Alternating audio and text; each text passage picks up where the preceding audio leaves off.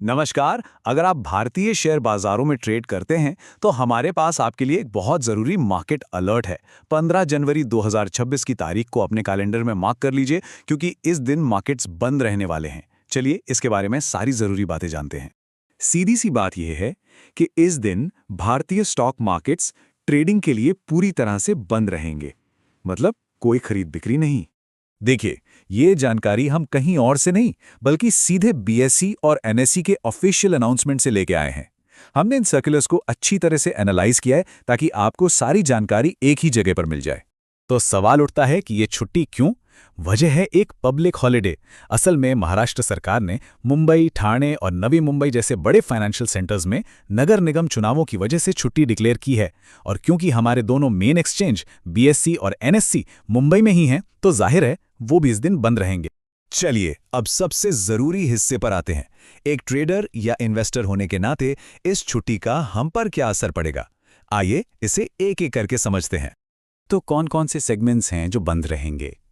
इसमें equity segment, equity derivatives, securities lending and borrowing यानी SLB, currency derivatives और interest rate derivatives, ये सभी पूरे दिन के लिए बंद रहने वाले हैं।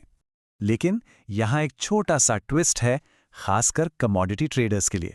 ध्यान दीजिएगा कि कमोडिटी डेरिवेटिव्स का मॉर्निंग सेशन तो बंद रहेगा, लेकिन जो शाम का सेशन है यानी 5 बजे से लेकर रात के 11:55 तक, वो ट्रेडिंग के लिए खुला रहेगा।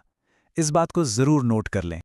अच्छा, एक और सवाल जो सबके मन में आएगा, हमारे ट्रेड सेटलमेंट्स का क्या होगा?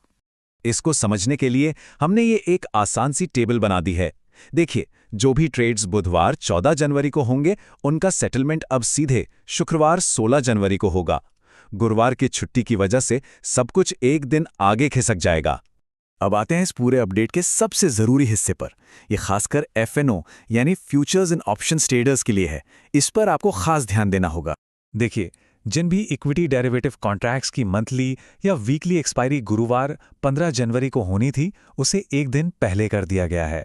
मतलब नई एक्सपायरी डेट अब बुधवार 14 जनवरी होगी। ये एक बहुत बड़ा बदलाव है, इसे बिल्कुल भी इग्नोर मत कीजिएगा। तो क्या ऐसा कुछ पहले भी हुआ है? और इस छुट्टी के बाद आगे क्या होगा? चलिए देखते हैं। हमारी एनालिसिस बताती हैं कि ऐसा पहली बार नहीं हो रहा है। इससे पहले साल 2017 में भी महाराष्ट्र के सिविक पोल्स यानी निकाय चुनावों के लिए मार्केट्स बंद हुए थे, तो ये कोई नई बात नहीं है।